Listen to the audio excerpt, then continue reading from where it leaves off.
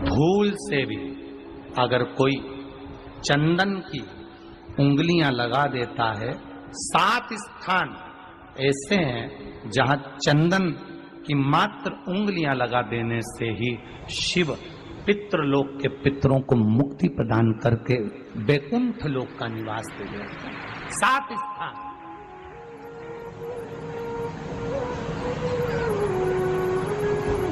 और वो 7 स्थान जो चंदन के बताए गए हैं, पहला भगवान देवाधिदेव महादेव के शिवलिंग पर चंदन का लेपन। समझ लेना जरा बहुत अच्छे से।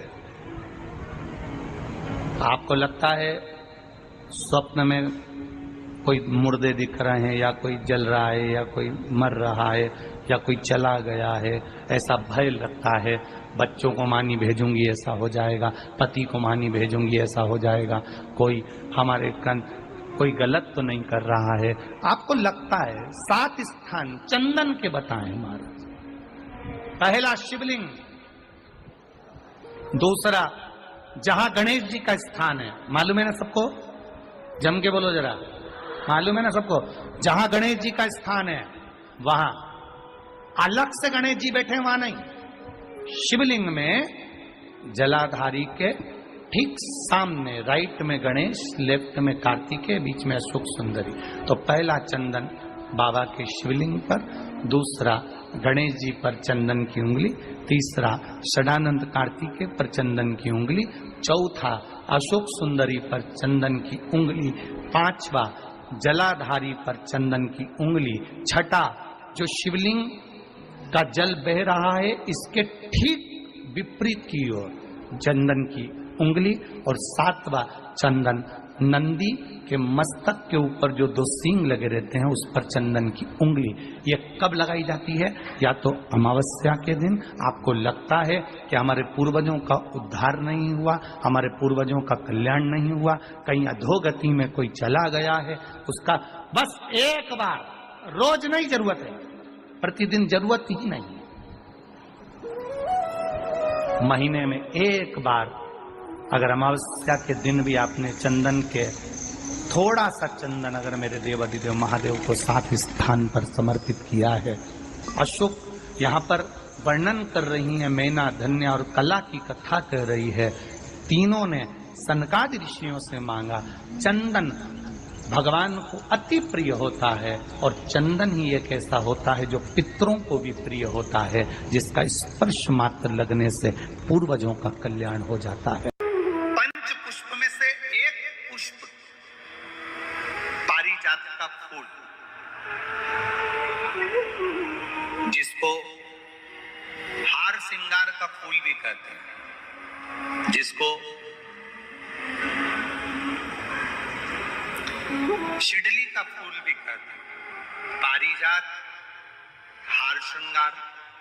मैं निवेदन करूंगा आस्था चैनल से कि पारिजात का जो पुष्प है उसका दर्शन भी आप सभी श्रोता भाई बहनों को टीवी के माध्यम से कराते जाए। जितने लोग टीवी पर कथा सुन रहे हैं, जितने लोग फेसबुक यूट्यूब पर कथा सुन रहे हैं, वो भी इस पारिजात के फूल का दर्शन अवश्य करें। और एलईडियां लगी हुई हैं, उन पर भी आप आराम से पारिजात के फूल का दर्शन कर सकते हैं। पारिजात का पुष्प, हार श्रृंगार का फूल, ऊपर से सफेद, नीचे जो उसकी डंडी होती है वो थोड़ी नारंगी होती है, संतरे के कलर की होती है, नारंगी कलर। महाराज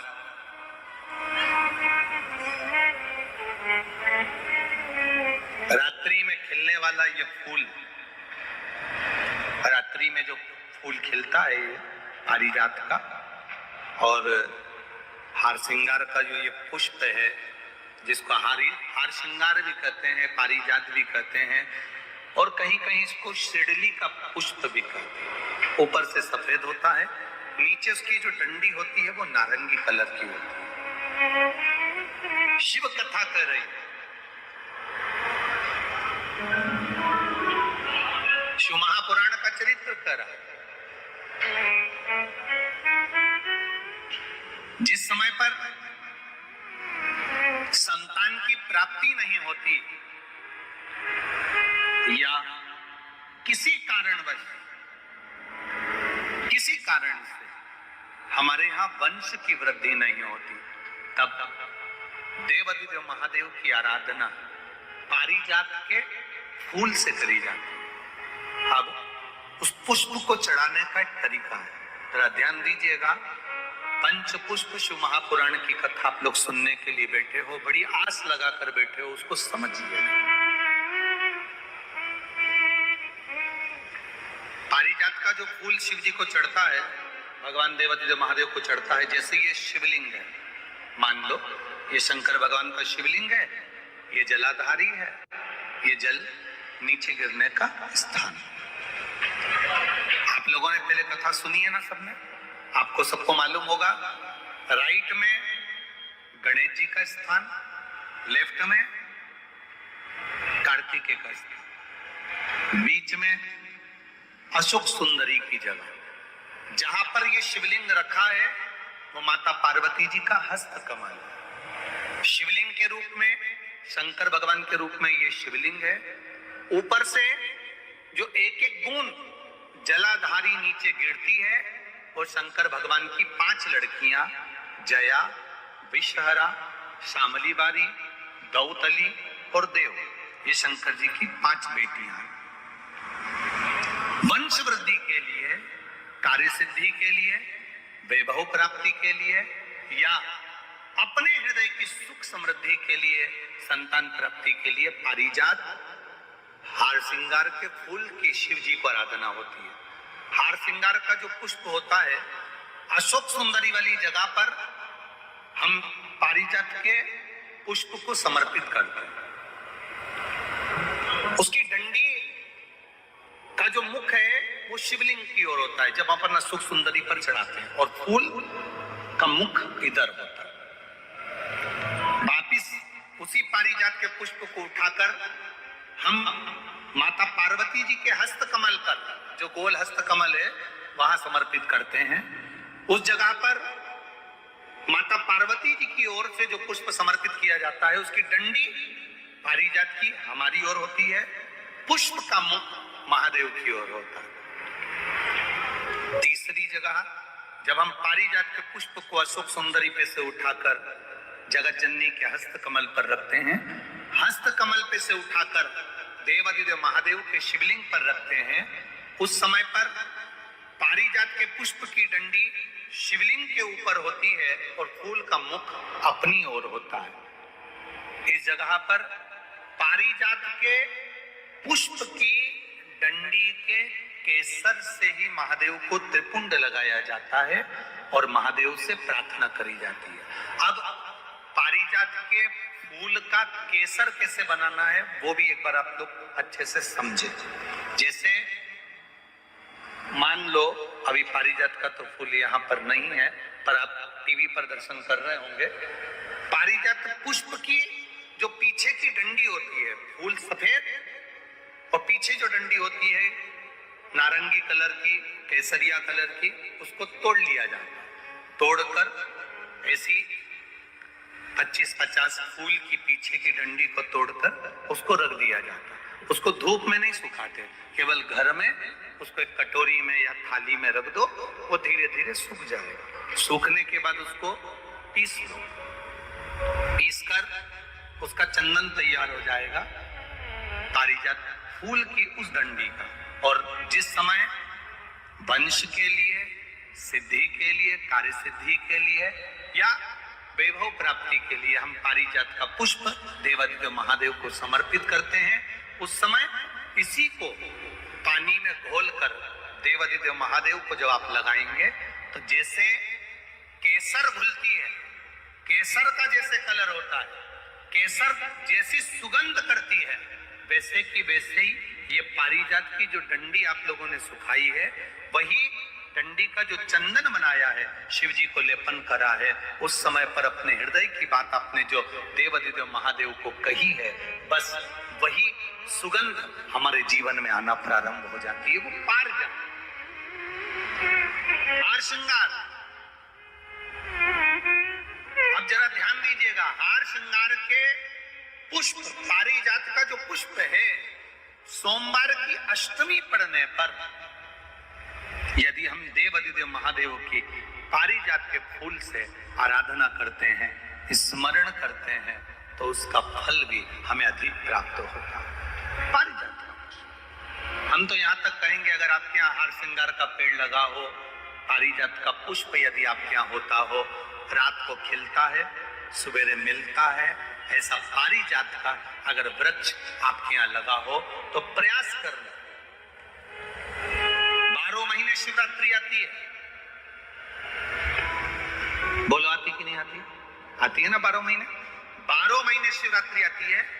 कैलेंडर पर एक गोला बनाकर रख देना कि हमको ये शिवरात्रि आई है, हर महीने की शिवरात्रि तुम्हारे ध्यान में रहेगी।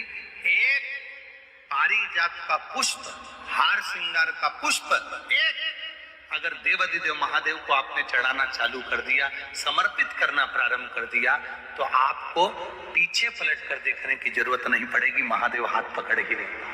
पारिजात का पुष्प शिव को समर्पित।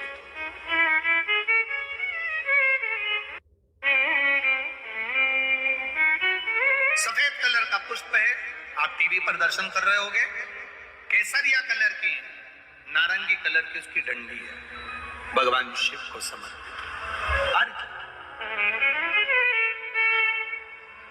जब हम देवाधिदेव महादेव को जल समर्पित करते हैं, भगवान शंकर को जब हम जल चढ़ाते हैं, उस समय पर भी भगवान को अगर तुम्हारे पास में थोड़ा सा पारिजात की जो डंडी है सुखाई है, आपने पारिजात फूल के नीचे की जो डंडी है उसको तुमने सुखाकर अगर चंदन बनाया है, तो वो चंदन आप प्रतिदिन भी देवाधिदेव महादेव को समर्पित कर सकते हो। पारिजात पुष्प। एक बात और हमारे स्मरण में रहे,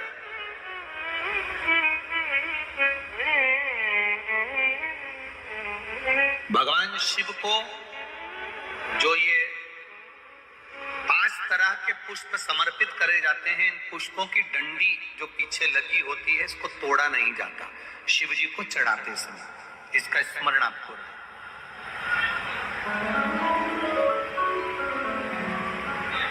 3 शिवालय ऐसे हैं जहां पर पारिजात के पुष्प को समर्पित कर देने से, भगवान शंकर को अगर पारिजात का पुष्प समर्पित किया जाता है तो मनवांछित फल की प्राप्ति होती है। पहला, मां नर्मदा से निकला हुआ कंकर नर्मदेश्वर महादेव। अगर कहीं नर्मदा जी के कंकर से शिवलिंग बना हुआ है तो मां नर्मदा के शिवलिंग पर पारिजात का पुष्प समर्पित होता है। दूसरा, जो शिवालय एकांत में हो, एकांतेश्वर महादेव जो एकांत में बैठे हो, भले होटले पर बैठे हो, अकेले बैठे हो, एकांत में बैठे हो, वो एकांतेश्वर महादेव पर भी पारिजात का पुष्प समर्पित कर देने से, अगर कोई अदालत का कोर्ट केस होता है तो बाबा देवाधिदेव महादेव का मात्र पारिजात पुष्प का स्मरण या उसको समर्पित कर देने से भी फल की प्राप्ति होती है। तीसरा, ऐसा शिवालय जो नदी के तट पर हो, सरोवर के तट पर हो, कुंड के तट पर हो, बावड़ी के तट पर हो, कुएं के तट पर हो। आप सब लोग तो ग्रामीण क्षेत्र के निवासी हैं और जितने लोग भी कथा सुन रहे हैं आस्था चैनल पर, फेसबुक, यूट्यूब पर, सबके स्मरण में होगा, पहले हमारे जो पूर्वज होते थे वो कुआं बावड़ी के पास में शंकर जी का शिवलिंग रख देते थे। ध्यान में होगा, जिसको स्मरण में होगा उसको मालूम होगा। शिवलिंग लाते थे और जहां कुआं होता था, बावड़ी होता था, तालाब होता था, नदी होती थी, उसके तट पर, उसके पास में शिवलिंग रख देते। कारण क्या है? किसी जलाशय, कुआं, बावड़ी, तालाब, नदी, सरोवर, इसके पास में जो शिवलिंग होता है, उस शिवलिंग को बहुत सिद्ध करने की जरूरत नहीं होती। स्वयं गंगा मैया उस कुंड बावड़ी के रूप में रहकर शिवलिंग को सिद्ध कर देती है और वहां स्वयं विराजमान हो जाती है। भी ये हार श्रृंगार पारिजात का पुष्प शिव को समर्पित किया जाए। 3 जगह ऐसी है जहां कभी मौका मिल जाए और तुम्हारे पास में पारिजात का फूल हो और कहीं तुम्हें मिल गया, तुमने आज्ञा ले ली, हम ये पुष्प ले लें, वही व्रत श्रेष्ठता से कर पाती है। व्रत की श्रेष्ठता उसमें अपने आप आ जाती है। अगर उसके साथ में अगर पितरों की कृपा है, तो पूर्वजों का अगर आशीर्वाद है, तो व्रत वो अच्छे से कर सकेगी।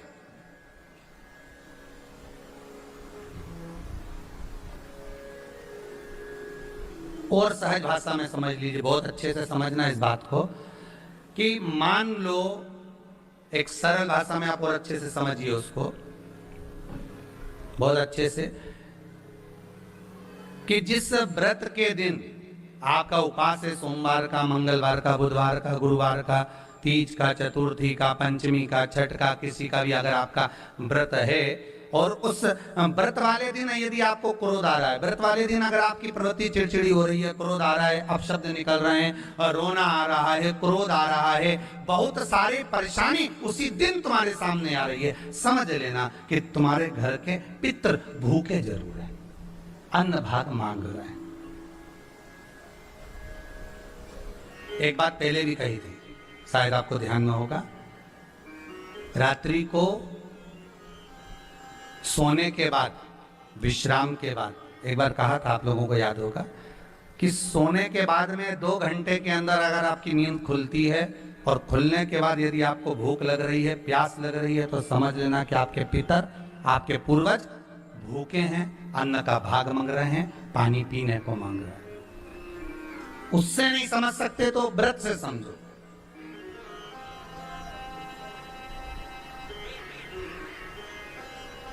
व्रत से समझो।